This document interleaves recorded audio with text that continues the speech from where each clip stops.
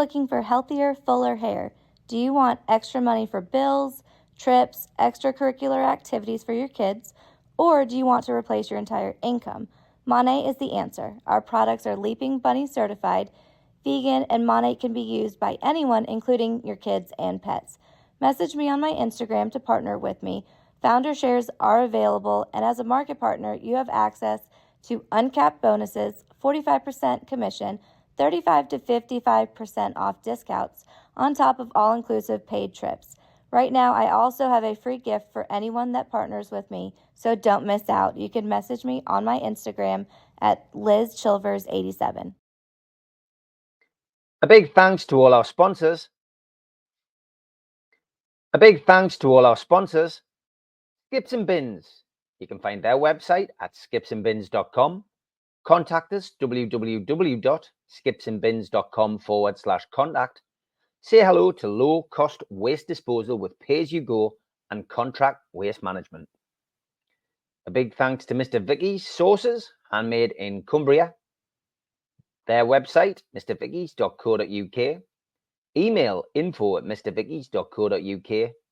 Telephone 01768 210 102. Thanks to United Group Travel. They are the Travel and Tourism Award winners in 2024.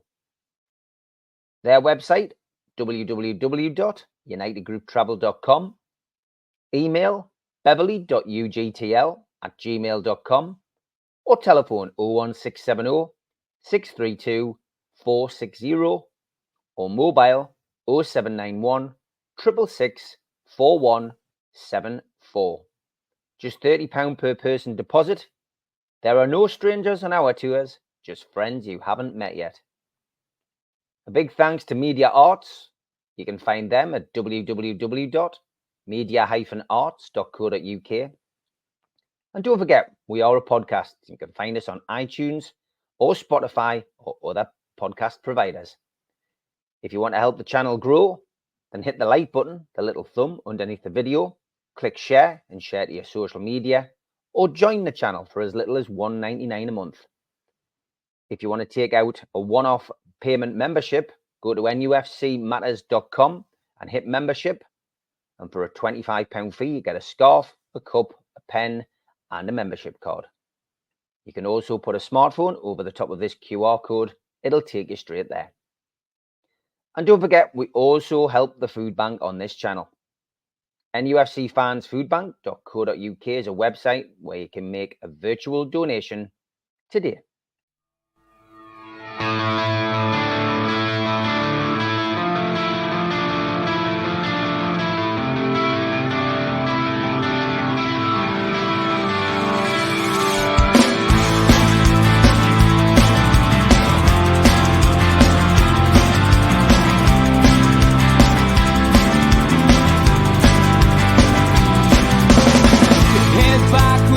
Attack. It feels like I've been talking to myself again, but it's the only way you're ever gonna learn. You look back and it's all in the past. I'm dwelling on the thoughts I cannot say to you. If I don't say the words, then maybe it's not true. And it feels alright when they come and say to you,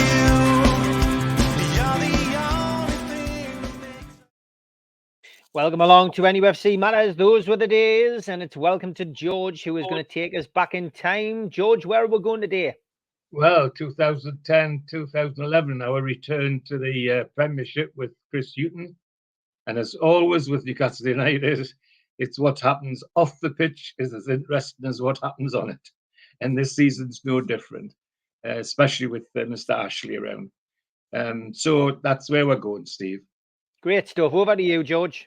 Okay, well, as usual, start off with give people some memories of what else was happening. If you're into music, of course, the music scene was Matt Cardle, who won a talent show, suddenly top of the pops with When We Collide, and then Rihanna was there as well. What's My Name?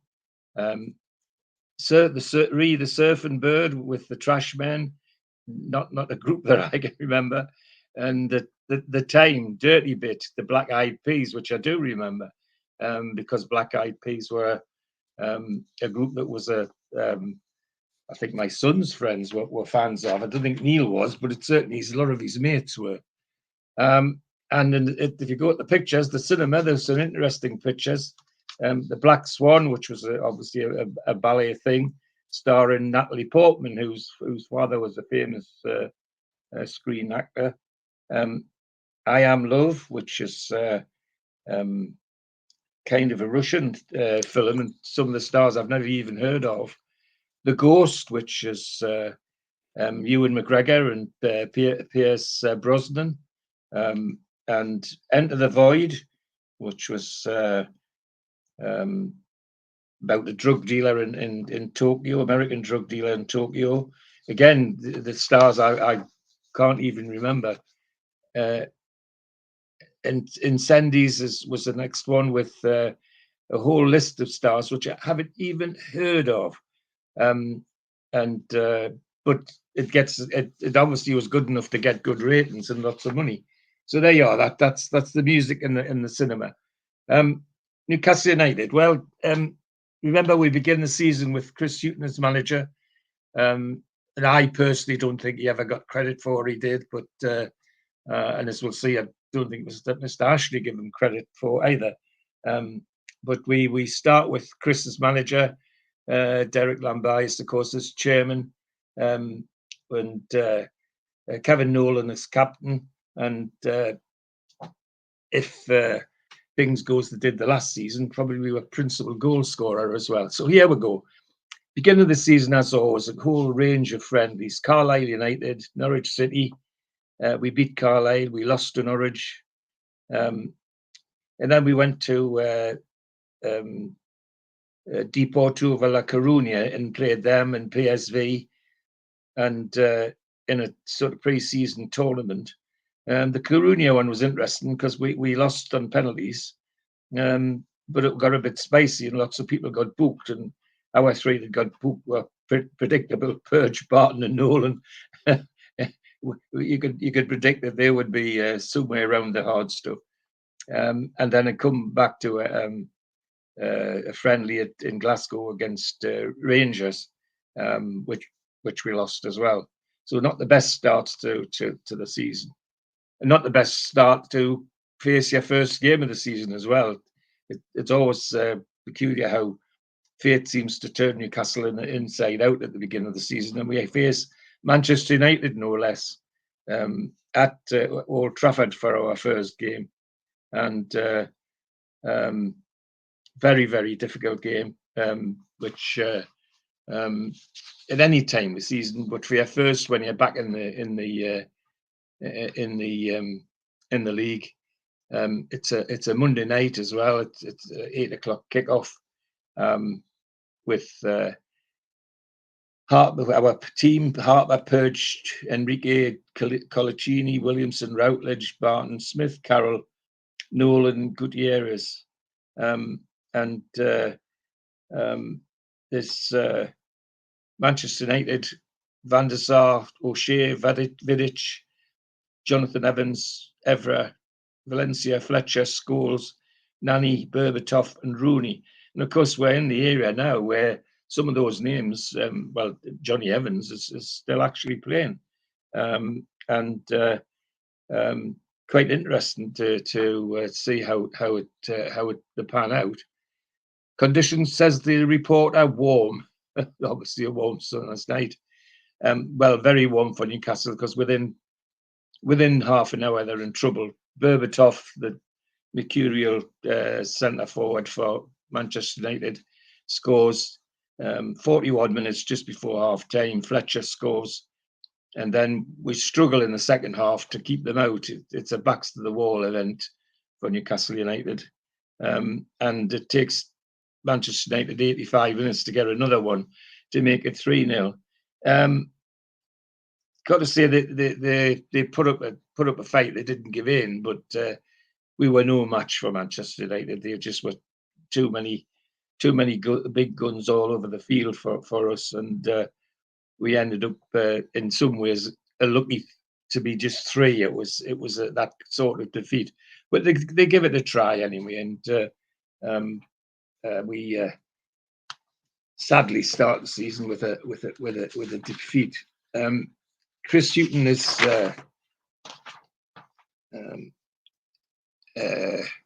somebody who's loyal to his players, and we come to a home match against Aston Villa, and everybody's hoping that things are better. Well, they're not just better; they're incredibly better. Barton in 12, Nolan in 31, Carroll in 34, and we're 3-0 up before half time. Really taking it to Villa, and Villa just don't know what's hit them. We go at them at such a pace, and second half everybody's thinking, well, it can't be the same again. Well, it was. Carroll on 67, Nolan on 87, and then Carroll again to get his hat trick. 93 minutes, almost the last kick of the game. We actually just took Villa apart. It was to contrast that with what we did at Old Trafford the week before. It was just incredible that it was the same team. You know, Harper, Perch, Enrique, Colaccini, Williamson, Barton, Smith, Routledge, Carroll, Nolan, and Gutierrez, and Aston Villa had good side. You know, Heskey, Ria Coco, Bai at fullback, who they bought from us. Ashley Young, who's incredibly at nearly 38 years of age, is still playing for Everton. And we just was one of those games where everything we touched came good and left Villa absolutely breathless. So, and you can imagine the reporter who describes the conditions on these sheets I used describes the conditions for this one as incredulous. Well, you would, haven't got a real run around at the Old Trafford to suddenly come home and get a 6-0 against Aston Villa was incredulous indeed. But a want to behold. It really was. The next game is Carling Cup, second round with Accrington Stanley, and away at Accrington. Previous game at home with Villa was 43,000, by the way, 75 at Old Trafford, of course. Accrington Stanley 4,098 at this game, and more than half of those, I suspect, were Newcastle fans, because those that couldn't get tickets properly would be buy them in and around Accrington Stanley. There's no doubt about that. So with good support, but having probably thought it was going to be straightforward, it was far from anything. Accrington Stanley just held on, dug their heels in, and weren't going to give it away easily, just because we were the big boys, as it were. And they had some older players, but who played in at a very, very high level. I mean, Parkinson, who's not long ago at the moment been making a name for himself as a manager, and Ryan and Barnett and Proctor, Winard, Edwards, all senior players with either the Manchesters or some of the Midlands clubs. So that they weren't a side we should be feared of, but they showed their experience and dug in. We got to 36 minutes. Ryan Taylor puts us 1-0 in the lead with a predictable free kick from him. Then right on half time, the centre forward, a big lad who I'd never even heard of before this game, headed in just at the death, and on 45 minutes it's 1-1. So we go in 1-1 at half time, and then immediately after we come out, and 48 minutes, we thought, 3 minutes after the kickoff, and Shola scores a very nice goal. nice drive from just inside the area, 48 minutes. And then Peter Lovenkrands, who's just too hot for Accrington, his pace just worried them the whole time. On 67 minutes, makes it 3-2. And that's how it runs out. But it's a win, but not the easy win we might have expected at a place like Accrington Stanley. And so we progress in the League Cup. The next game is an away game in the league to Wolverhampton Wanderers. Wolves are playing reasonably well. They're not sort of expected to do anything particularly special in the league, but they're being regarded as a team to watch, as one of the up and coming teams. And but after our great victory against Villa, everybody thinks we'll go to the Midlands and maybe repeat the doors. Well, it isn't quite like that. Same team: Harper, Perch, Williamson, Colaccini, Enrique, Routledge, Smith, Barton, Gutierrez, Nolan, and Carroll. And Wolves, some memorable names in it. In defence, particularly Foley, Craddock, who they bought from our near neighbours, Bearer, Ward, Jarvis, Henry, who was a defensive midfielder that we actually thought about buying. Davy Jones, Van Dam, Ebanks Blake, who made his name for himself in a number of places as a big centre forward, and Doyle, who they got from Manchester City. So a good side, and so it turned out a very even Steven game, and just before the half-time whistle, Eubanks Blake, who we've just talked about, headed in from a corner, and it was 1-0 to them at half-time. But Newcastle came out as though they meant it and had a real go at Wolves, and on 62 minutes, Andy Carroll, with a typical volley from him, made it 1-1 on 62 minutes. And that's how it played out. There were lots of chances at both ends, but the draw was a fair result in the end. But it was a wet day at Saturday at Molineux is the memory, and the reporter says so as well. So that's Wolves, and next game is Blackpool, and we're at home to Blackpool. Blackpool, a side that's new to the Premiership in more than one way, and they're not predicted to be anywhere near the race for anything special in the top of the league, but playing some good football. Well, whether they're predicted to be where they are or not remains to be seen, because within before half time, right on the death, Charlie Adams scores for Blackpool in the 1-0 up at half time, and then in the second half they have a go at us. We really don't seem to be getting back into this game, even though they're supposed to be the ones that are down. Nearly 50,000 in the ground, and very frustrating to see Blackpool really give us a football lesson. That's the only way to describe it. And this game typifies the season, actually, for Newcastle United. Some amazing victories and some peculiar defeats, and this is one of the peculiar ones. Despite trying hard, we can't get into the game, and just to put the tin on it, hat on it. Blackpool's old centre forward Campbell, just before the end of the game, not quite the last kick, but very close, 90 minutes, makes it 2-0. So any hope we had then was gone out the window.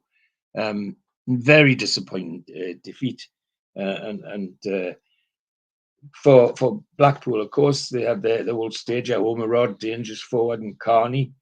But also in their team was Harewood, Martin Harewood, who they'd bought from us, and who came on as a substitute. At least he didn't score, which is usually what happens when an ex-Magpie visits St James's Park. They rub it in by scoring against us.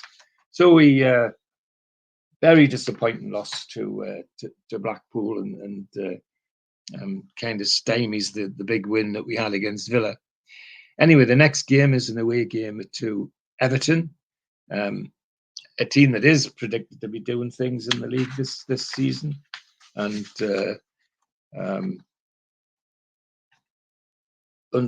not an unchanged team. Harper, Purge, Enrique, Williamson, Colaccini, Tiote, Barton, Nolan, Carroll, Routledge, and Ben Arthur. And on the bench, Tim Krul and Gutierrez. And introduce some new blood on the bench, Campbell, who's still playing. Played a lot of time for Gateshead and local clubs. And Ryan Taylor and Amiobi on the bench as well. Everton side, well, a decent side. Howard, the American goalkeeper, Hibbert, Jagielka, Diston, who used to be ours, of course, Baines, Osman, Arteta, oh, there's a name to conjure with at the moment, Hettinger, Pinar, Fellini.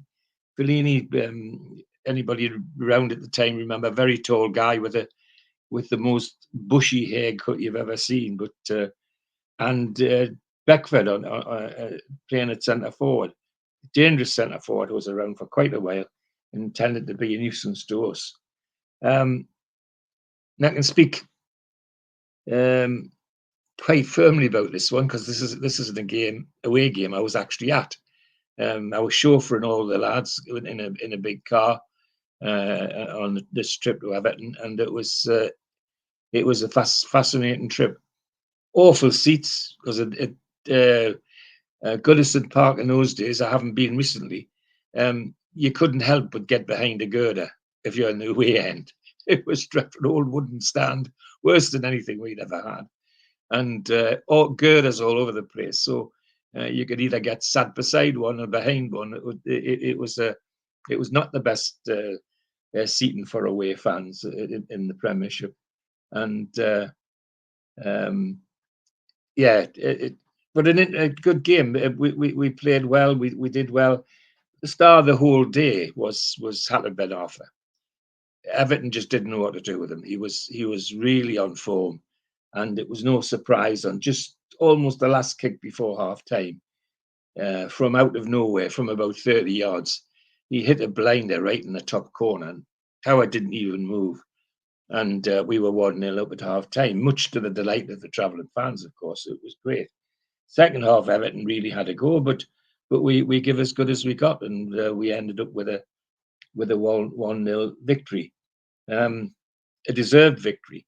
The only other thing I'd say about the trip was that during the half time, there was a certain amount of tomfoolery in the away end near where we were. And some young lad from North Shields decided he would moon the Everton fans. But unfortunately for him, a big police sergeant down on the touchline seen him. And it was quite clear he sent a whole host of policemen to get this kid. And because what did they start doing? They start moving seats, to try and protect them. And, well, it was just a pantomime, but not a funny pantomime. Bear in mind, this is George Mitchell, chairman of the North Tyneside Magistrates bench, sitting there and watching all this go on. To say it was nervous is putting it mildly. But a great win, a good win, and a good trip. I've got to say, the lads are always good fun to be with. Usually by the halfway home, they're all asleep in the back of the car because they've drunk the contents of two coolers in the back of the car. Anyway, that's a win at Everton, which was great. We then have the next round of the Carling Cup, which was at Chelsea, and well, really highlighted because both sides fielded what would most people would regard as almost reserve sides. I mean, the only person and two or three in the Chelsea team that were names that people knew were John Terry, Nicholas Anelka, and Dean Sturridge. The rest were all unknowns. And of course, Newcastle under Pardew responded in the same way and chose not the first team at all. Tim Krul went in goal. Well, he couldn't say he was in first team, but he was he's a Dutch international, so he's good goalkeeper. Ryan Taylor went to right back. Ferguson came in at left back. Young Campbell came on in midfield. Colaccini, Smith, Vukic, the young Hungarian, came in out of the academy side. Lovenkrands, Amiobi, and Niall Ranger was brought into the side. So it was a second team for us as well. The only benefit was that I was probably slightly more experienced, and the net result was we give this game a real go. Anelka scored for Chelsea in 6 minutes, and it didn't look very good for us. But on 27, Niall Rangers scored the equaliser. 32 minutes, Ryan Taylor from a free kick put us 2-1 in the lead. 49 minutes, Mshola scores with a header to put with 3-1 in the lead. And then Anelka on 70 minutes makes it 3-2. And lo and behold, the same Anelka on 87 minutes with a penalty makes it 3-3, and everybody thinks that's the end of that. Well, not for sure. On 90 minutes plus, he managed to get a header in the box and makes it 4-3 to Newcastle United. So quite an away victory in this trophy for Newcastle. But circumstances which were brought some controversy to the Carling Cup as much as anything. It sent a message about what clubs and fans particularly thought about this particular competition, because there was a lot of controversy about small crowds and that sort of thing. And indeed, at Stamford Bridge on that one, there were 31,000, where you'd expected a lot more of that if it'd been normal Chelsea crowd. So we come then home to a game with Stoke City, and Stoke are playing quite well, but so are we. We're about the same position in the league, hovering about the middle, and Stoke were about the same.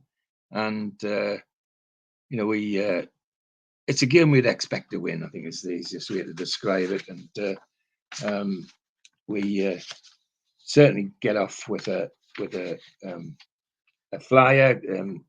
It's just before half time. We look like we're going to beat them, and no surprise at half time. Just before half time, we get a penalty because Andy Carroll's dumped by their defence. One of the defenders, the Delap, the long throw. He also had a Ponshaw for making mistakes in the penalty area, and he gave us the penalty, which Nolan scored.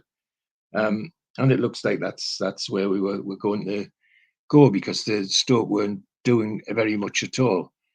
Then after half time, the game settled, and we seemed to be settling for 1-0, which was always a mistake. And 42,000 crowd, no surprise to them when their centre forward they acquired from Manchester United, Jones, made it 1-1. And so everybody was then settling for a 1-1, which was again a mistake, because in the last 2 minutes, their Gudjonsson, their Icelandic player, turns people inside out. Nice hard shot, which Tim Krul seems to have covered, but of course outstretched foot James Perch, and it's 2-1 right before the end of the game. And there's no way we're going to get back into that. So, having done all the hard work and getting away victories, we suddenly lose a very winnable game at home, which is very frustrating. And then we're off to Manchester City to the next game. one which games with City we always tend to have good games with City, not just in the modern era, but throughout. We seem to have both seem to have a tendency to like the game that we play, and interesting. That's Joe Hart on the front of that program, and he's still a third choice goalkeeper for somebody. I can't remember who, but he's still around. And anyway, we go. Manchester City are being predicted to be one of the teams that will be doing things. Certainly well above us in stature. We good even first half, but in 18 minutes, there's a silly penalty given away by Colaccini, a deliberate handball, which he was lucky not to be sent off for.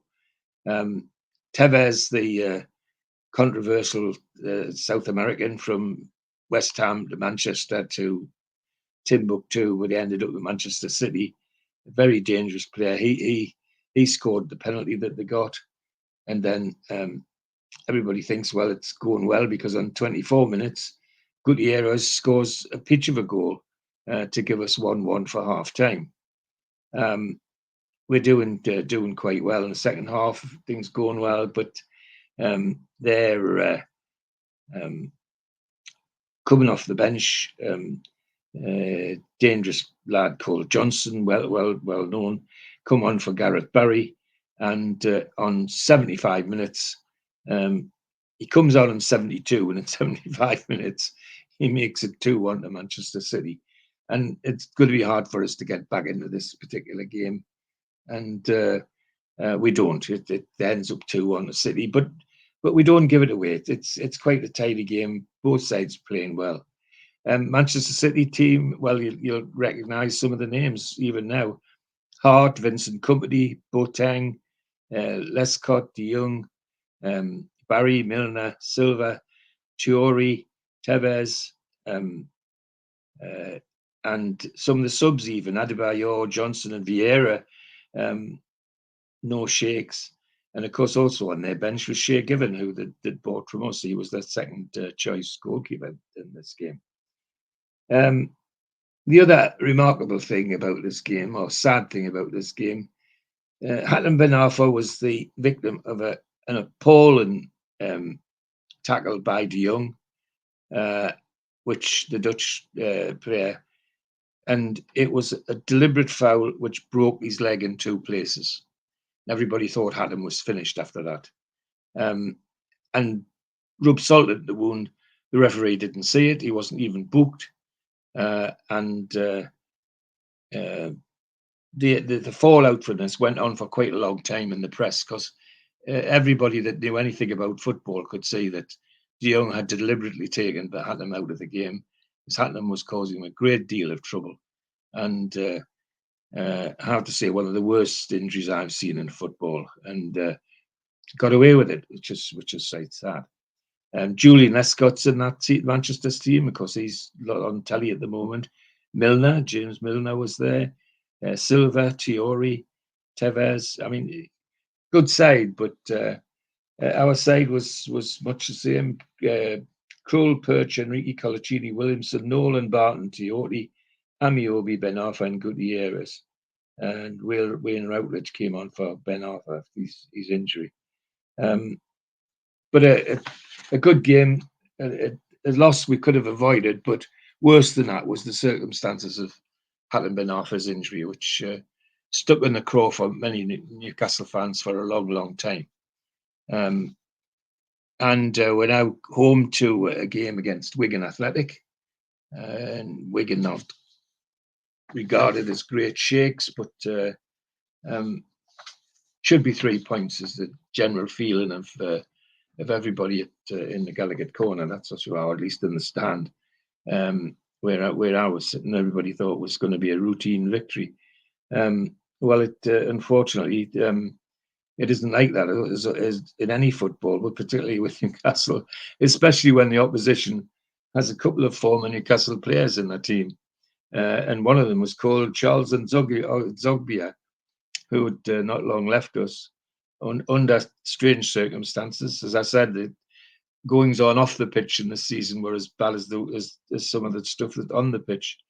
And in no time at all, 22 minutes, Charles Nzoggia puts Wigan in the lead. 23 minutes, the same Charles Nzoggia gives them a 2-0 lead, and 2-0 to go in at half time with no sign of us doing anything at all in this particular game. But then we perk up as we should at half time, come out and have a go. And on 72 minutes, an Amiobi header special from a free kick makes it 2-1.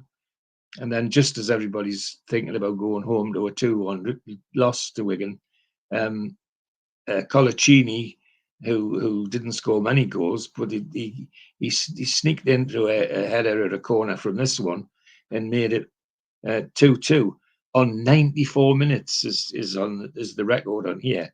So that's got to be nearly the end of the game. Well, it virtually was. They didn't even have time to kick off, I don't think. So 2-2 against Wigan. A result well fought for, but a one we should never have been in that position. We had both the players and the skill to beat this Wigan team, and that we didn't. It was very, very frustrating. And in our team, it was an unchanged team. The difference for us is that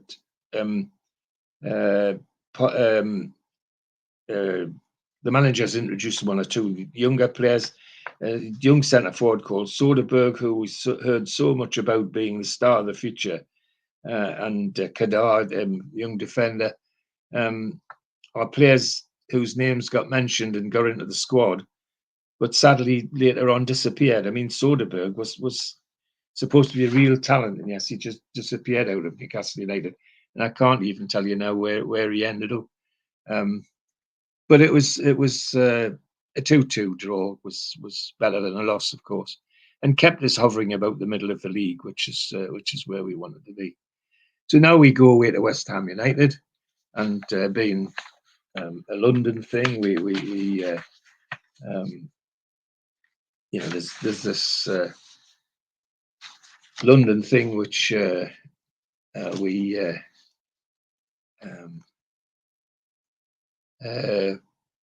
suffer from in Newcastle. That's the best way to describe it. But here we go, unchanged team, except that obviously Hatton Ben Arthur's not even considered. Obviously, he's just broke his ruddy leg. West Ham team full of stars, internationals: Green, the goalkeeper; Jakobsen, Da Costa, Upson, Gabidon, Welsh centre half; Barami, Parker, Noble, Urbina, Cole, Joe Cole, and Piccoloni. They're all really talented international players. Our side: Krull, Simpson, Enrique, Colaccini, Williamson, Nolan, Barton, Tiote, Carroll, Amiobi, and Gutierrez. And interestingly, in this game, West Ham use all their three substitutes, and we don't use any. And we have Soderberg, Guthrie, Routledge, Perch, and Taylor sitting on the bench. We didn't use any of them. Anyway, we know we're in for a tough game, and on 12 minutes, it looks like we're in for a very tough game because Joe Cole makes it 1-0. 23 minutes, very predictable equaliser from Kevin Nolan sneaking in at the far post from a long cross from Barton, Joey Barton, and it's 1-1 at half time. So everybody's happy about that. At least we're giving it a go, especially as we're predicted to get nothing out of this game. But we give as good as we get in the second half, and lo and behold, a half chance comes to Andy Carroll on the edge of the box, and in one movement he swings on one foot and hits the ball with the other, and it lands up in the top corner to give us a 2-1 lead on 69 minutes. And it's a lead which were defending very stoutly, very, Enrique and Williamson, Colaccini, all doing their bit at the back. In fact, doing it in such a way that they were outstanding. And we end up with a nice 2-1 victory, which firms opposition just above the middle of the league, and a really unexpected victory. As I say, we go from miserable or unpredictable results at home to fantastic victories away from home. Anyway, the next one is a home game in the Carling Cup against Arsenal. Now, with the best will in the world, this is not going to be easy, and that's how it proves to be. We just we aren't in it. Is the only way to describe it. It was very frustrating with Arsenal talents just taking us to the cleaners. We go in at half time 1-0 down to a Tim Krul own goal. It was an in-swinging corner from Theo Walcott, and Tim, instead of pushing it over the top of the bar, pushed it underneath the bar and gave Arsenal a half-time 1-0 lead. Second half, Arsenal just took us apart slowly but surely. Mostly Theo Walcott. We just couldn't handle his pace. 33,000 at this game, and Walcott scores on 53. Then Bentner, the centre forward, scores on 83. Then on 88, Walcott scores again to make it 4-0, and a miserable 4-0 to those of us that were there. We had a go and got stuck in. Some would say a couple of them got stuck in a bit too much, because Smith, Barton and Kadar all went in the referee's book. And I've got to say, Smith was lucky to stay on the pitch, is my memory of that, because he took Theo Walcott out of the game quite deliberately. Fortunately, he didn't injure him, but end of Carling Cup again in a rather ignominious way. We were never ever in it at all, from start to finish. But considering the week before we turned over West Ham, it was difficult to fathom that we were so bad. Don't think anybody seriously thought we would win it, but at least they thought they might give them a game. So then the next home game is on the 31st of October, and it's the Mackems. It's the derby game, and it's one that everybody's looking forward to, as always. With 52,000 crowd, and the Mackems aren't setting the world on fire. So we're obviously in with a chance, and so it goes. We end up with a good first half, end-to-end stuff, as you're expecting a derby. With Kevin Nolan on 26 minutes, then Kevin Nolan on 34 minutes, and we're 2-0 in the lead. And then right at half-time, we get a penalty. Shola pushed off the ball, and Shola gets up and takes the pen, makes it 3-0 at half-time, which I think in whole, the St James's Park couldn't believe that what they were seeing. And then after this half-time, Newcastle just went at Sunderland again, really, really well and truly. And on 70 minutes, Shola gets a second. And then on 75, Kevin Nolan gets his hat-trick to make it 5-0. And unbelievable is the one way to describe it, considering how poorly we'd been not less than 4 days beforehand against Arsenal. And here we were just untouchable, as it were. So 5-0, and then on 90 minutes, last kick of the game, Darren Bent, the centre forward, Sunderland centre forward, makes it 5-1, which was a bit of a shame. So we were entitled to a clean sheet, because they played so well, and that sets us up as high as 7th in the league. Would you believe it? People start to get quite encouraged, but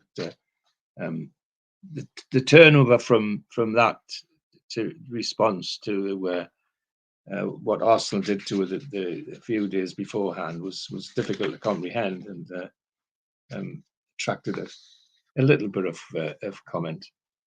We're now heading towards a away game at the Emirates. And bear in mind, it's only less than a week, or just a week since, just over a week since Arsenal turned us over 4-0 at St James's Park. Well, here we go into a league match at Highbury, at the Emirates rather. Show me age, it's calling it Highbury, and nobody's expecting anything in this game. I mean, the Arsenal team's fantastic. You know, Fabianski, Sanga, Kushlemny, Squiliak, Clichy, Song, Wiltshire, Fabregas, Walcott, Shamka, and Nasri, all talented players and propelling Arsenal towards the top of the league by all accounts.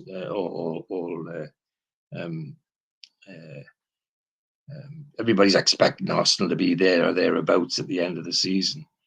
Well, we would go down, and to say that we give it a go is putting it mildly. We give as good as we got for all of the first half, and then on 45 minutes just before half time, an Andy Carroll special, again another one of these where he swivels on one foot and wallops it with the other, an unstoppable shot which Fabianski didn't even move for, and we go in at half time 1-0 up, never thinking that there's a possibility of a victory here. It's interesting, the reporter who gives the conditions on this game, on the games, says the conditions were extraordinary. Well, the result certainly was, because whatever Arsenal could do, we matched it in the second half. Really brave defending from Colaccini and Williamson particularly, and we end up with a 1-0 victory that surprised the world, never mind just Newcastle, and put us nicely in there, well above halfway in the league, and fifth, I think we were after this game, which is so everybody's thinking, well, better days coming. We're heading the right way by the look of it. Next game's a home game against Blackburn Rovers, who aren't pulling up trees in any way. In fact, aren't expected to do anything special, and we expect, after a victory like that at Arsenal, certainly wouldn't expect Blackburn to turn us over at St James's Park. Well, 42,000 weren't in the ground long when Pedersen, the Scandinavian forward of Blackburn, made it 1-0 on 3 minutes. And then just after half-time, Andy Carroll scores a nice header, making it 1-1 on 47 minutes. So we just expect Newcastle to go on and win the game. Well, reverse was true. It was Blackburn that went on and then gave us a really tough time. And on 82 minutes, Roberts, their very dangerous centre forward, managed to make it 2-1. And we never looked like recovering from that. It ended up 2-1 to Blackburn, and as I say, we never looked like we'd do anything about it. Some of their players are well known to us, Pedersen and Roberts, of course, in their attack, but also El Hadj Diouf was playing for them then, and he was always a thorn in our side ever since his days at Sunderland and elsewhere. And Dunn, of course, big centre half who used to be Manchester City. A good side, but not a side that should have been beating us, and especially as we've been playing so well. So contrast that with a win at Arsenal the week before. No wonder the fans were frustrated. There's no question about that. So we have another home game almost immediately afterwards against Fulham, and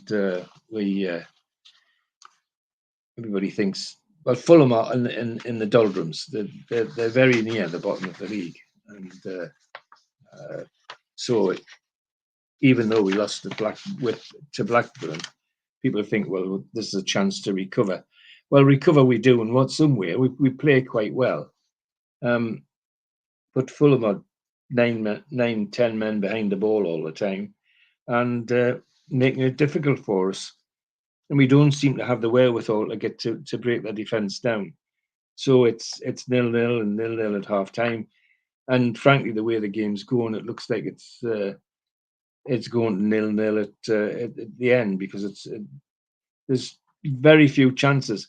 And sometimes in a 0-0, you say, well, the ball hit the woodwork and it did this, it did that. Well, not in this game. This was a 0-0 written all over it, and was never going to be anything else. Conditions, the reporter suggests, is perplexing. If you're a Newcastle fan, definitely perplexing, thinking some of the great victories we've already had, even away from home, to lose, to be held to a depressing 0-0 by Fulham was disappointing, to put it mildly. And our team was virtually unchanged. You know, Kroll, Simpson, Enrique, Williamson, Colaccini, Guthrie, Tiote, Nolan, Gutierrez, and Carroll and Lovenkrands. So it wasn't as though we had lots of injuries. It just was a miserable 0-0. And we then go off to Bolton Wanderers away game. Again, against the side that's not tipped to be anything special doing anything special in the league.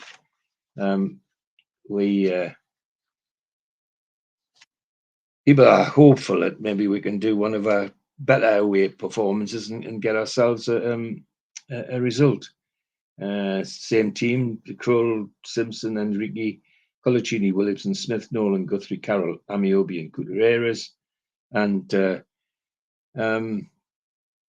it's the hope is that we get something out of it. Well, the hopes are kicked in the teeth smartly when Kevin Davis on 18 minutes puts Bolton 1-0 in. 39 minutes, Lee scores to make it 2-0. And then the second half, their dangerous Scandinavian Alamander scores on 50. Again on 72. In between, on 52 minutes, Andy Carroll gets us as consolation. And then Kevin Davis, their big centre forward, on 90 plus 3 minutes, gets a penalty when he himself is pushed over in the box by Williamson. And so we lose miserably to Bolton Wanderers 5-1. And the conditions, just by the reporter, undisciplined, he says. Well, that could be it. It could be, but the fact is, we weren't just undisciplined. We were undone by Bolton, well and truly, when we shouldn't have been, really. It was a game we should have been much more involved in, and as I say, highlights the ups and downs of this particular season. And anyway, we come home to a game against Chelsea, against one of the teams that's supposed to be pushing hard for the title, and it's a 1:30 kickoff on a Sunday, and the conditions, the reporter says, snow defying. Well, I remember, yes, there was snow in the air all the time, but it never actually was enough to lie on the ground. Same team, unchanged team, and we think we're off to a flyer when on 6 minutes Andy Carroll makes it 1-0. And it looks like we're in for an interesting game. But Chelsea, talented team, and the talented forward called Kalou, who was setting the league on fire at the time, just on almost the last kick of the half, made it 1-1. And we were getting trouble from Sturridge and others in the Chelsea team. It looked like we might struggle to hold on to 1-1, but we didn't. We held on nicely till the end of the game. It was a good game, end-to-end stuff, and there was opportunities for both teams, but neither could take them. So we get a nice 1-1 draw, which we should at home. But on the other hand, Chelsea are predicted again to be one of the possible winners of the title. So we're now away to West Bromwich Albion. They're not doing anything special. Actually, what I didn't say was the Chelsea game. We had 46,000 at that game, so the fans haven't deserted the team, even though they've been getting some peculiar results. We're off to West Brom with the hope that maybe we can turn in one of our better away performances that we've been having, because West Brom are way below us in the league, certainly below halfway. And well, what we expect and what we get at Newcastle are always two different things. 32 minutes, Choi, the Norwegian forward, makes it 1-0 for West Brom. After, in the middle of the second half, Oduwembi, 71 minutes, makes it 2. And then on 89, Oduwembi again, it makes it 3. And it looks like we're going to go away with a 3-0 loss. And then with the last kick of the game, Peter Lovenkrands makes it 3-1, kind of some consolation. But again, we're just never in it. We certainly were capable of beating this West Brom team, but we never showed it. We never showed it, and the conditions, the reporter writes, unwittingly cataclysmic. Yes, I think it's not what we expected, that's for sure. West Brom got some good players in. Carson, the goalkeeper, who's still around now. Sharma, Tamas, Czech, Morrison, Dorrans, Thomas, Brunt, Oduwembi. Brunt was the winger that we actually toyed with looking at ourselves, because he's such a dangerous player and had a kick like a mule. But in this game, his kick was all for West Brom, so 3-1 loss at the Hawthorns. And so the next game is a home game against Liverpool. Now, if you've just been away and you've lost heavily, the last team you'd pick to play at home would probably be Liverpool, and they are predicted to be one of the title winners. He's one of a group of about 4 or 5 who are playing well at the top, and Liverpool were playing great. The game kicks off in good style. It's a December game, 5:30 kickoff on a Saturday for the television, and we're playing well. So are they. It's a good, entertaining game. Kevin Nolan on 15 minutes gets a almost regulation header at the near post for him from a corner to make it 1-0. And second half, Liverpool really have a go at us. But then on 80 minutes, it's a breakaway and a nice ball from Amiobi into the box, finds Barton on his own, and Joey Barton makes it 2-0. And then on Liverpool's Kurt Kite, 52,000 in the ground, by the way. Kite makes it 2-1, and then Carroll on last kick of the game makes it 3-1.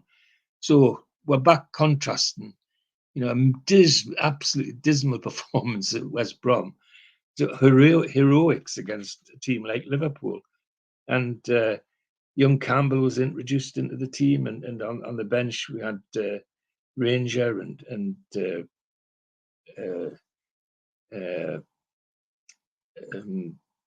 the young Icelandic centre forward on the pitch, on the bench as well. So the team's given it a go, but against Liverpool, and Liverpool never looked like getting back into this. It was a good 3-1 victory against one of the top teams, and yet within a week of that, we had stuttered and faltered at the Hawthorns against West Brom.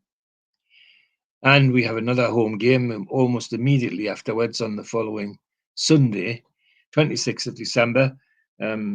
memorable for me because that's my birthday. So where would I be on my birthday except at a football match usually? And it's Manchester City at home. Now we've just turned Liverpool over, and everybody thinks, well, let's give them a real go, and starts off as though we certainly first couple of minutes we're all at their half, and then suddenly there's a breakaway, free kick on the edge of the area, and Gareth Barry, their long-term player, puts it in the back of the net. So in 3 minutes we're a goal down. Within 2-3 more minutes, Tevez, the dangerous South American, makes it 2-0, and that's how it stays till half time. We get some hope because on 72 minutes, Andy Carroll scores a peach of a goal and makes it 2-1. And everybody thinks, well, let's do what we did against Liverpool and have another go. Well, we did have another go, and unfortunately, we left the door open at on 81 minutes, and a blinding shot from Adam Johnson, a name which people in this part of the world usually spit after they've said it. That's not a nice thing to say. Well, he's not popular, let's put it mildly. And it's 3-1 because it comes off the heel of Colaccini and spins over Tim Krul and into the back of the net to make it 3-1. And the conditions, according to the reporter, familiar festive failure is how he describes the conditions, which is what it felt like, I've got to say, because we just a week before we a magnificent performance against Liverpool, and here we are struggling like mad against Manchester City. Meanwhile, off the pitch, of course, we'd acquired a new manager.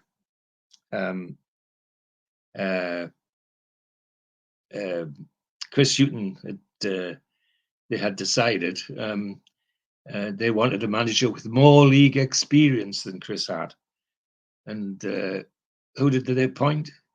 The bloke that just let Southampton get relegated, Pardew. To say that there was some concern in the ground is putting it mildly. That people thought that Chris Hughton had been hard done by Ashley and his crew. But the worst was to come, of course. So that's a bad loss to Manchester City, and worse things happening off the pitch as well. So we're away to Tottenham Hotspur, and it's the end of the transfer window, near enough, and our centre forward is sold to Liverpool.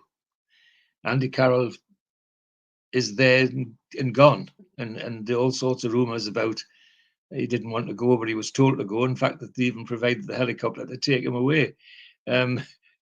So the stories go, but just highlights the confusion both off and on the pitch at St James's Park at this time. And we've got a new manager, and he's hardly got his bum warm on the seat in the Selly centre forward. So he go to Tottenham with the side, which for the last time has Andy Carroll in it, and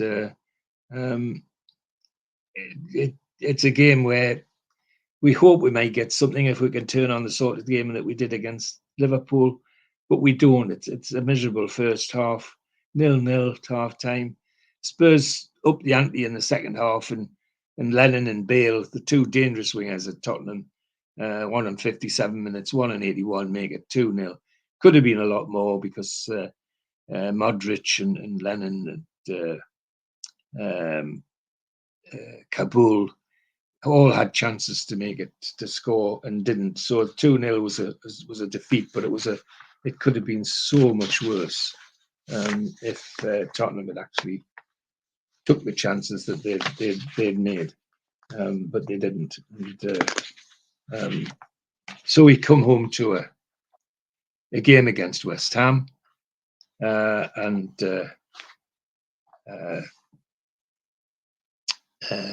well, after the sequence of results and events on and off the pitch, nobody's sure what's going to happen in this game. But we end up with Leon Best is introduced as a centre forward, and nice tidy player, Leon, but I don't think anybody thinks he's a world breaker, beater rather. But anyway, we go to the game with trepidation in some ways, because West Ham are playing very well. And 18 minutes, Best scores. 39 minutes, Best scores.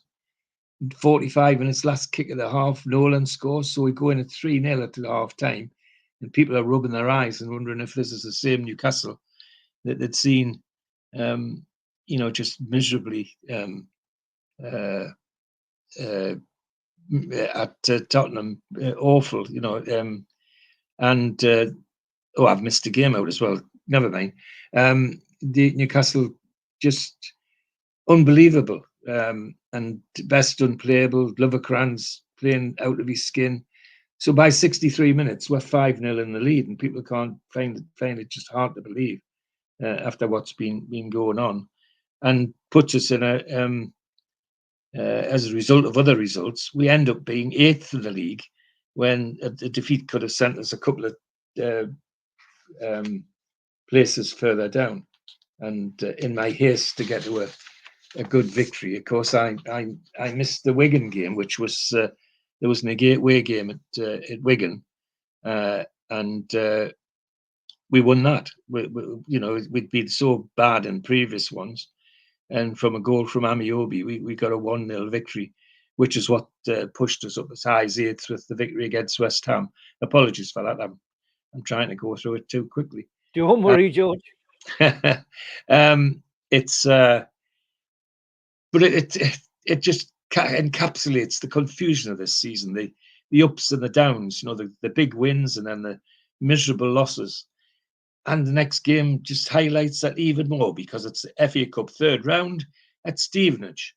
Now, the press hype in this, and unfortunately, our manager seemed to get caught up in it. Pardew was having as much to say as the Stevenage guy was, who was winding everybody up, saying what they were going to do to us and all this sort of thing, and how he wasn't worried about this player and that player, and we're not worried about Routledge and Lovercrans, we're not worried about Nolan, and he goaded Joey Barton, is my memory of the press as well. In fact, he got into trouble for that, and so we went with, and everybody thinks, well, yeah, it's one of those games. Well, it was one of those games, because frankly, sitting watching it at television, I remember I couldn't believe what I was watching.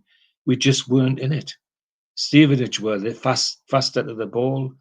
We never got any second balls because Stevenage were there. We just played depressingly poor. To contrast that with the 5-0 win against West Ham just a few days beforehand was unbelievable. So we hang on till half time, we're 0-0, and only by the skin of our teeth. But then on 50 minutes, there's a hard shot by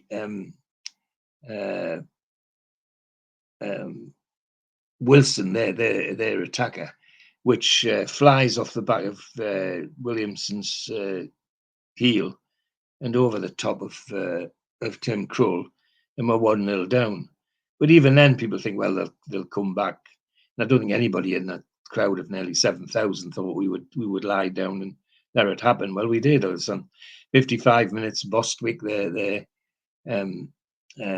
big defender, comes up for a corner and makes it 2-0. And little bit of hope when on 92 minutes, Joey Barton gets a good goal and makes it 2-1. And people think, come on, a last-minute equaliser and get them back at St James's Park. Well, no such luck, because their big centre forward called Wynne is Johnny on the spot for a free kick, and makes it 3-1 right at the death, 93 minutes, and that's where it ends. And we end up with a 3-1 loss at Stevenage, and 3 people in the book, Smith, Best, and Colaccini, booked out of sheer frustration. And I can tell you that not as much frustration as there was in my living room and sitting watching it on the television. We turned over a good West Ham side, not 4 days beforehand, and we go to a place like Stevenage, and well, just lie down. I mean, that's all we can say. We were never in it. People questioning whether there was something wrong in the dressing room, and why couldn't we do this? Why couldn't we do that? Well, there were no answers, and the manager didn't make it any better, because his excuse, and I remember it to the day, was his Newcastle team were exhausted. Exhausted for what? Because they beat West Ham 5-0. I mean, it just was a frustrating thing for a manager to say, exhausted. I'm sure that's the words he used. In fact, I think I've got it written down somewhere that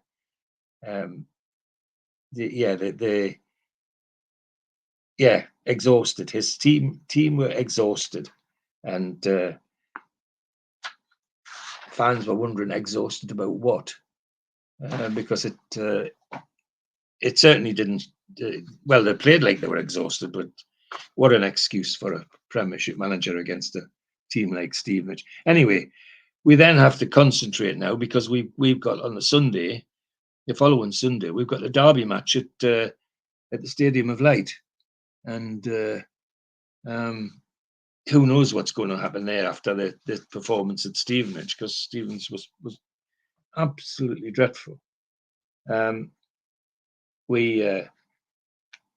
Pardew changes the team around a bit. Harper comes in goal. Simpson, Enrique, Colaccini, Williamson, Barton, Nolan, Smith, Amiobi, Best, and Gutierrez.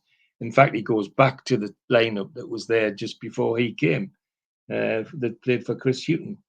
And we give them as good as we get at Stadium of Light. A different team, the one that played at Stevenage. We actually give them a game, 48,000 at the game, and 0-0 at half time, but end-to-end stuff as you'd expect in a derby, lots of crunching tackles, and very predictable on just over half time. Joey Barton goes in the book for a fairly hard challenge on their on Darren Bent, and Sunderland fans baying for blood. They want him sent off, obviously. But Kevin Nolan at 52 minutes makes it even worse for them, because he puts us 1-0 in the lead. And we never look like anything else is going to happen until the last kick of the game. Guyan, their centre forward, dangerous centre forward, produces out of nowhere a cruncher of a goal on 94 minutes to make it 1-0. Not even time to kick off after the goal. It's so late, but we get a 1-1 draw at the enemy's home place, when the week before we couldn't even beat Stevenage. Very, very frustrating, but at least some pride restored in the fact that we didn't lose to our arch enemies, and cements us in the league, in a sense, in the middle of the league with 11 goals. And we now have an away game at Stoke, and sorry, no, we don't.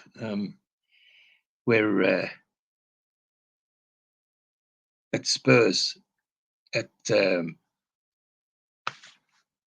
Spurs are at home we're at home to Spurs, and after the derby game, people think, well, this should be this. They're not top of the league, but they're one of the better teams. But after the performance in the derby, surely we're going to try and keep that going. And we do. It's an entertaining game. It's 0-0 at half time, but there's lots happening. Some good football. Tottenham a good side, of course. And of course, they have Basong and one or two others in the team that we know. And they're dangerous players. Kane, Lennon on the wing, and Crouch, of course, is in their side. Cranshaw in their side. A dangerous team by any stretch of the imagination. But they 0-0 at half time. 59 minutes. Colaccini scores. And it looks like we're going to get a 1-0 win as the game peters out towards the end. But very frustratingly, Aaron Lennon rather, very tricky winger and pacey winger, eludes the defence and with almost the last kick of the game makes it 1-1. Very frustrating because that would have been a well-earned victory. But at least we gained some pride after some of the peculiar results we've just had. So we get a 1-1 draw against Spurs, and grateful for it because it cements us quite nicely in seventh spot because of other results, which is the highest we've been all season. And considering we're one of the teams that's just back, that's not bad. So we now have an away game at Fulham. Fulham not reckoned to be one of the better teams, but playing some good football. Our team's unchanged. Harper Simpson, Enrique Williamson, Colaccini, Barton, Nolan, Guthrie, Best, Amiobi, and Gutierrez. And on the bench, Ranger and Lovenkrands, and Tim Krul, Campbell, Perch, Ferguson, and Richardson. Fulham have Schwartz and goal, ex-Middlesbrough, of course. Panterzil, Hughes, who we know, Hagland, Baird, who we know, Dempsey, Sidwell, Murphy, Duff, who they bought from us, Andrew Johnson, and Dembele. A tidy side, but not a side we should be frightened of. And 0-0 at half time, we're given as good as we get. And it looks like we might at least get a draw out of this game, but what we should get and don't get when you're a Newcastle fan are two different things, because inexplicably we allow somebody we know an awful lot about, Damien Duff, to gets the freedom on the left side of the field, and he just runs through the defence and makes it 1-0. Not a challenge, nothing. He just ran through the whole lot, and 1-0 down, and undeservedly so, because it was a game we looked as though we might win, but here we are 1-0 down, and the conditions, the reporter says, bereft. Well, he would be bereft because we shouldn't have lost this game, but we did, and against the side we should have been, but we didn't. What we should do and shouldn't do, if you're a Newcastle fan, it's always hard to take. The next game is a home game against Arsenal, and whether you want to be frustrated by a Newcastle side, this is a game that frustrates you. Arsenal are going for the title. You know, they're one of the top sides, and so it's not going to be an easy game. They've already throttled us 4-0 in another previous game, although we had an incredible victory against them 1-0 a bit later on, less than a week later. So nobody's sure what will happen to this. What we do know is that Arsenal are going to give us a game, and give us a game they do. So 1 minute, Theo Walcott makes it 1-0 to Arsenal. Giroud makes it 2-0 on 3 minutes. Van Persie makes it 3-0 on 10 minutes.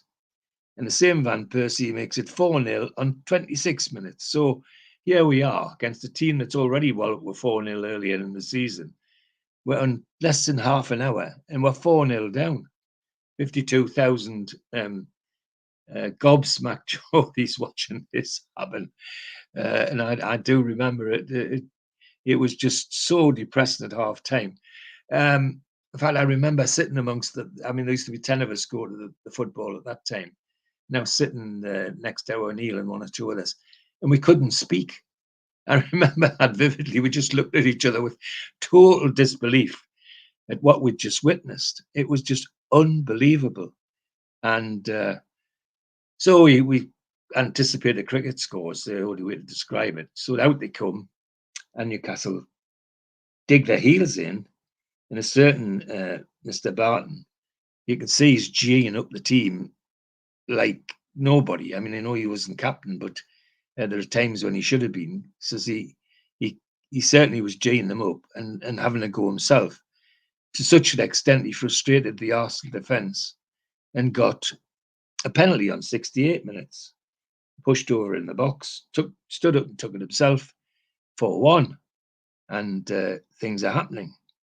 Then Liam Best gets a cracker of a goal to make it 4-2.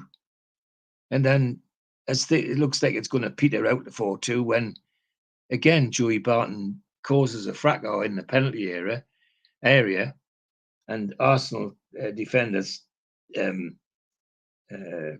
Eboué, pushes him over, and another penalty, Joey Barton, 4-3. And we're all now sweating on the top line because the excitement is incredible. I think we'd won the cup. It was so exciting. And people think, well, no, that it can't. They can't, surely. Well, yes, they can, because on 87 minutes, there's a corner. The ball's apparently cleared harmlessly into midfield when it lands at the feet of Toyota. And Toyota, without breaking step, hits a volley of a kind that you'll go a long way to see better. And it screams into the back of the Arsenal goal. And Czech Toyota, well, I think he ran twice round the pitch celebrating, but so did we, because it was amazing. 4-0, and then suddenly we're 4-4. And believe it or not, had Newcastle taken their chances from the last 10 minutes, Kevin Nolan in particular had at least 2 chances to make it 5-4. And the excitement in that game was palpable, and but typifies the frustration. What a frustrating season that was. The possibilities of being really up there, and then the next week you're down there. But this game just typified it all. 4-4, and unbelievable stuff. And all I can say is that I'm glad I was there, because if somebody described that to me, I might not have believed them. But Jack Chioti's goal was just unbelievable. And so was the performance of Joey Barton, I've got to say. He went out in the second half to upset Arsenal, and he did it very nicely, and was the means of us getting back in the game. But anyway, 4-4, a point, and we're now sitting nicely at 10th place in the league, in the middle of the league, and good value for it on the basis of that result. So we're away to Blackburn now. Blackburn, who just a few weeks ago had turned us over on our own pitch, and we thinking that we might have a difficult game. Well, we do. It is a difficult game, but at Ewood Park. But it's one of those games where they could have played another full day and they would never have scored. Lots of chances, nobody taking them, and 0-0 at half time, and it was inevitably going to be 0-0 at the final whistle. It was so poor. But better than what might have been expected, another downer after the highlights of the Arsenal game. And Blackburn team, Robinson, the ex-Spurs goal, Saldago, Samba, Nelson, Olsen, Hullett, Enzoni, Jermaine Jones, Dunn, Kalinic, Santa Cruz. Santa Cruz a dangerous forward, but shouldn't be challenging us. Harper, Simpson, Enrique, Williamson, Colaccini, Barton, Tiori, Nolan, Gutierrez, Betts, and Lovenkrands, and 0-0. Either team could have won it, but it was had 0-0 written all over it. The chances that were missed and saves that were made by Harper and Robinson. Conditions, says the reporter, barren. I think he's right, and that's a nice action picture from the game as well. So we're away to Birmingham City next, and they're hanging on with their fingernails. So people think, well, surely this is a game that we should have a go at, and they do. In fairness to them, having criticised them before about their attitude to different games, in this game it was obvious from the kickoff that Newcastle were going to make this work, and the main instrument of that was Peter Lovenkrands. It's a pity more people didn't see this game because Lovenkrands was unplayable. 2 minutes he scored the first goal, and Birmingham defenders just didn't know what to do with him. 1-0 at half time, but it could have been more. After half time, we pressed, and eventually Leon Best got on the end of a beautiful cross from Peter Lovenkrands and makes it 2-0. And that's how it stays to half time. Could have been 3, 4, 5 if we'd taken our chances. So we got a very good away victory at Birmingham, at St Andrews, and it was an awful day, very, very wet day. And Birmingham just not in it. Birmingham team with names in that we know, of course. Foster in goal, Carr, who we know, Johnson, Jeranek, Ridgewell, who we know from our near neighbours, Larson, we know from our near neighbours, Ferguson, who was on loan from us, Gardner, Bentley, Martins, and Zidic, and they never got near us. As I say, one of those frustrating days when Newcastle showed what they could do if they put their minds to it. 2-0 victory, and a good one as well. There should have been a lot more. Oh, conditions, the reporter says. Wet, chucked it down all day, stopped after the game, thankfully. So it obviously got sick of getting wet because it really was a downpour. And throughout the game was very wet. So it put us nicely into 9th place in the league, and comfortably there. So we come home now to a game against Bolton Wanderers, who only a couple of weeks ago had turned us over 5-1 at their place. And so there's some fingernail biting going on as to what might happen in this game. Well, it was a good game, but a very even Steven game from the off. Bolton come to have a go, and they do, but we're into it as well. On 13 minutes, Kevin Nolan makes it 1-0 to us. Sturridge makes it, who they just bought, makes it 1-1 to them, to equaliser. 49,000 in the ground, and a good game, end-to-end stuff. Chances that both sides could have taken but didn't. And our team, Harper, Simpson, Enrique, Williamson, Colaccini, Tiori, Nolan, Ryan Taylor, Best, Lovenkrands, and Gutierrez. And it's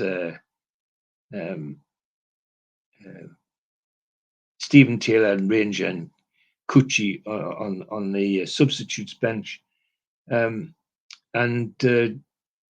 Bolton, their team of all-stars or former all-stars, with Jaskalainen, the Finnish goalkeeper, and Davis and Sturridge in the team now, Elmander that they'd bought.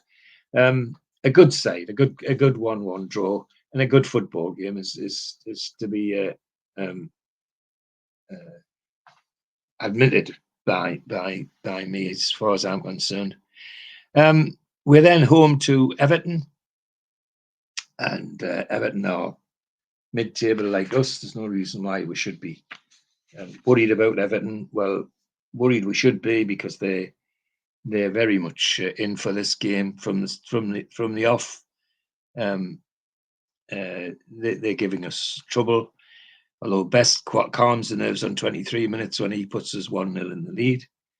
But then on 31, Osman for Everton makes it 1-1. And then their defender, Jagielka, comes up for a corner in 36 minutes, and it's 2-1 to Everton. And the 52,000 groan like mad at that, because the way Everton are playing, it doesn't look like we'll struggle to get this back. Second half is a good second half, end-to-end stuff. But Everton sit on the lead, no doubt about that. And 2-1 win to them was inevitable, and that's how it panned out. And they're Neville, the younger of the Neville brothers, to the one that's Phil Neville, to the one that does the commentating on the telly, had a particularly good game for Everton that day, I thought. And the conditions from the reporter, fruitless, he says. Well, he's right. We got nothing out of it, and we should have done. Again, highlighting the frustration of this season, that big win somewhere else and then nothing at home.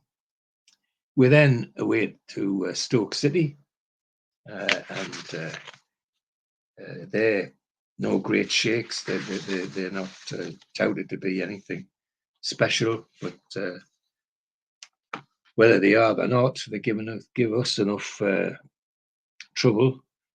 Our side unchanged, and Stoke, a team of assembled from across the league, people who are on the way out and on the way down rather than on the way up, with Bergovic, the goalkeeper, had been everywhere and everywhere. Wilson, Shawcross, the defender, had been everywhere. Robert Huth had been everywhere. Higginbottom, Pennant, Jermaine Pennant, Delap of the long throw, Whelan, Eldington, Jones and Walters. All good players in the day, but all on the wrong side of football at the moment. However, whether they're the wrong side or not, they just simply turn us over at the Britannia Stadium. Walters on 28 minutes, Pennant on 46, Higginbottom 49, and then Fuller comes on for the centre forward, Jones, on 88 minutes, comes on, and on 90 minutes, O'Connor scores the fourth goal and makes it 4-0 to Stoke. A really miserable defeat, not one we expected. We knew it would be difficult, but to lose that many was extremely frustrating.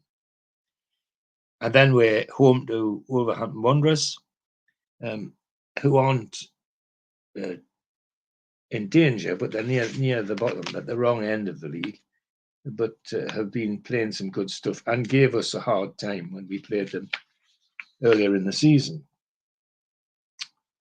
And we go in with unchanged team despite the heavy defeat the week before. Harper, Simpson, Ferguson, Colaccini, Williamson, Barton, Guthrie, Nolan, Amiobi, Lovenkrands, Gutierrez. And we set off like a train, like a train. I mean, again, Lovenkrands almost unplayable. And on 22 minutes, Nolan makes it 1-0. 45 minutes, last kick of the half, Sholami Obi makes it 2-0 at half time. And 50 minutes, Peter Lovenkrands makes it 3. And 58 minutes, Eubanks Blake, their big black centre forward, very dangerous player, gets a good goal out of nowhere to make it 3-1. But then on right at the death, Gutierrez, 93 minutes, which shows how close to the end of the game it was, makes it 4. So we've got a 4-1 victory after having had a depressing 4-0 defeat at Stoke the week before, it was difficult to believe that it was the same side, it was the same team. Apart from the change of Ferguson at fullback, it was exactly the same team. And yet we turned them over. No bother. 50,000 went home very happy that day.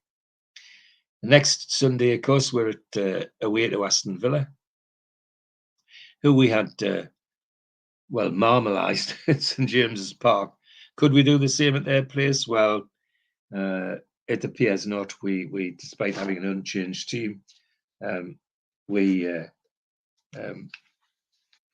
start off quite well, but then slowly Villa take over the game, and Collins, their dangerous midfielder, on 24 minutes makes it 1-0. Stays like that at half time. Second half, people are expecting a fight back. Well, the fight back didn't come. What happened was Villa just piled it on, and we were lucky to stop them scoring more. And there was almost the same side that we'd hammered 5 or 6-0. Friedel, Walker, Dunn, Collins, Luke Young, Downing, Petrov, Ashley Young, Agban Lahore, who we see on television slating Newcastle United every chance he gets, and Bent. So, a good side, a side that we'd hammered, but this time it was their turn. We just couldn't get near them, and a 1-0 victory was, in the end, in my opinion, lucky. It could have been a lot more. So, having had that performance, we come to a home match against Manchester United now. Which Newcastle United's going to turn up against Manchester United? Because if it's the wrong one, we know we're in for a 1,000. But lo and behold, Krull is in goal. Simpson, Enrique, Colaccini, Williamson, Barton, Guthrie, Toyota, Amiibo, Obi, Lovenkrands, and Gutierrez, and they make a fist of it from the off. They're not going to give this one away and have a good go at Manchester United. On the bench is Ireland, who we've just brought into the club, the Irish midfielder, and Niall Ranger. And Soderbergh suddenly appears again on the bench, and the two Taylors are on the bench with Cucci. But a good game, and end-to-end stuff, and despite that it's 0-0 at half time.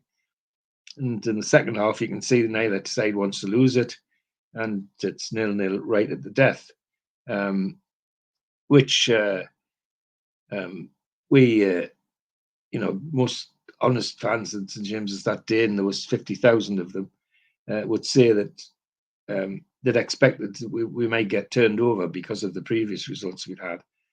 But no, it was a 0-0 draw, and we could have won it, as could they, because Valencia could have taken it for them, as could Owen and Fletcher. So the game, as a result, 0-0, was a good one for Newcastle United. They actually did perform on that day, which is refreshing, because so many times they just didn't perform at all. Oh, and there's Rooney in an action picture during the game, which I found,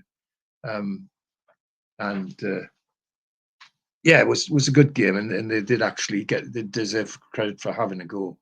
The next game is the away game at Blackpool. But bearing in mind that when they came to St James's Park, everybody was expecting us to turn them over. Well, the reverse happened. It didn't happen. Where this one, nobody knew what was going to happen. Our form is so unpredictable at the moment that goodness knows what's going to happen. So we go with an unchanged team, and Blackpool's side is Gilks, Erdsley, Baptiste, Evan, Craney, Vaughan, Adams, Southern, Phillips, Campbell, and Taylor Fletcher. Decent side of well-seasoned professionals.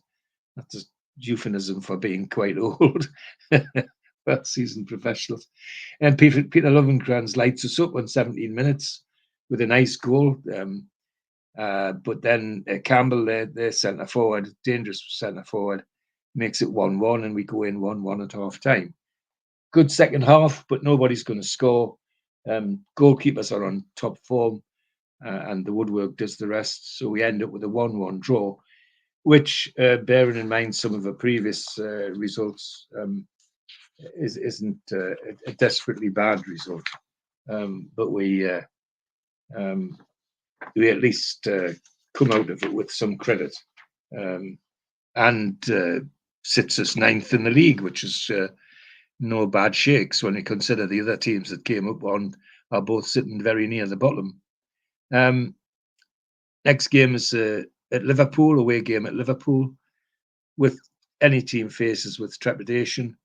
And of course, we do with this. We give as good as we get in the first half until Maxi scores on 10 minutes and it's 1-0 at half time.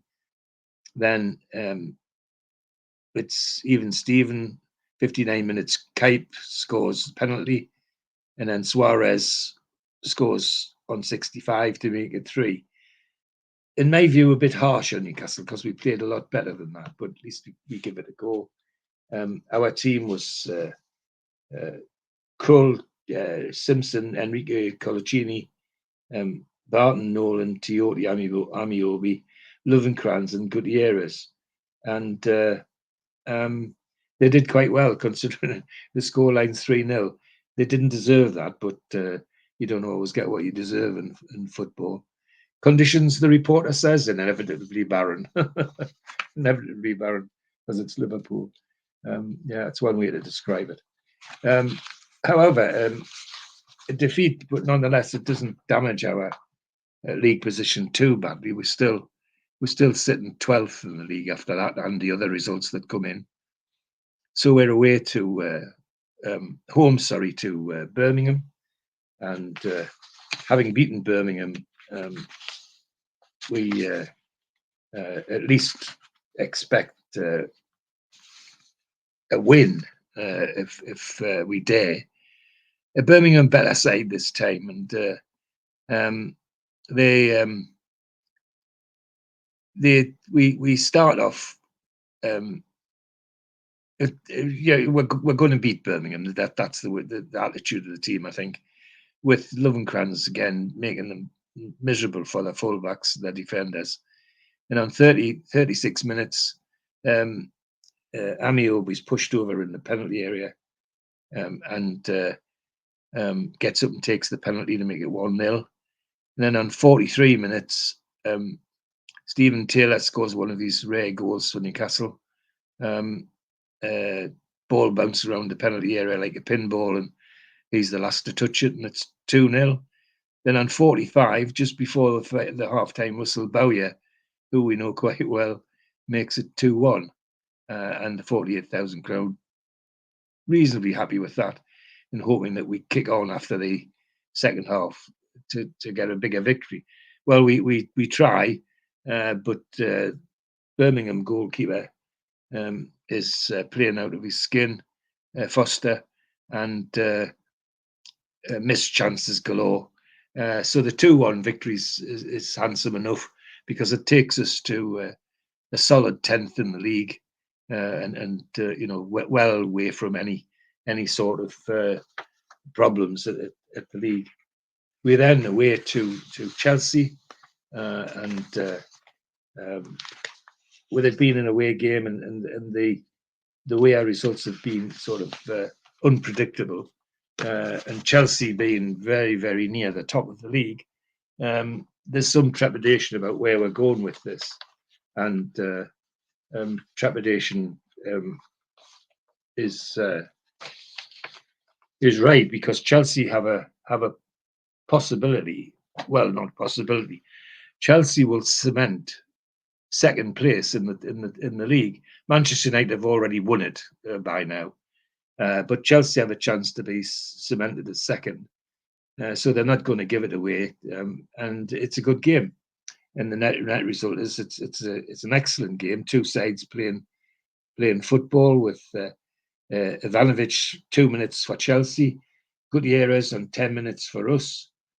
83 minutes. Alex, the dangerous midfielder, scores to make it 2-1. And people think, well, that's it at 83 minutes. But they hadn't counted on a foray forward to a corner from Stephen Taylor with almost the last kick of the game, 92 minutes, and Stephen Taylor makes it 2-2. A very, very good away draw, a very, very good away performance, which typifies the frustrations of this season. I mean, people didn't think we had a dog's chance at Chelsea, the way they were playing. And yet we gave as good as we got and got a 2-2 draw. And that cemented them as second and cemented us at 12th. And the last game of the season is the home game against West Bromwich Albion. And they're below us in the table. Expectations are that we'll get a victory. And the way the game starts with Stephen Taylor suddenly becoming a goal scorer, on 16 minutes he gets the one once for us. And 39 minutes he heads forward from a defensive position. The West Brom defence stands back, and the quickest to react is Peter Lovenkrands, and he runs all the way through and makes it 2 to us. And well, it's we're in seventh heaven. After half time, 47 minutes, own goal by Olsen, the defender, 3-0, and we're in seventh heaven. But we hadn't counted on the Norwegian player Tioshi, Chucky, 62 minutes, 70 minutes, 90 minutes, and it's 3-0, 3-3. Unbelievable way to end the season, but typical, because it typifies the sort of season it's been. Up and down, great, poor, awful, all those emotions. And it ends us 12th in the league as our finished position, which for a promoted side isn't too bad. But in terms of the silly points we gave away and the games where, particularly at home, where we should have been winning and we didn't even turn up, was hugely frustrating. Manchester United won the title with 80 points, and Chelsea was second with 71.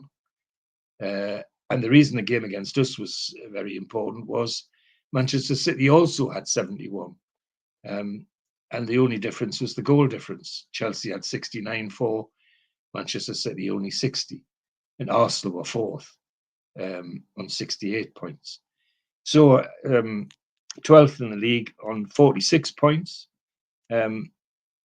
And the goal difference, well, -1, 57 against, 56-4. But again, that tells you the sort of frustrations in the season. Inconsistent is the word you could use, but that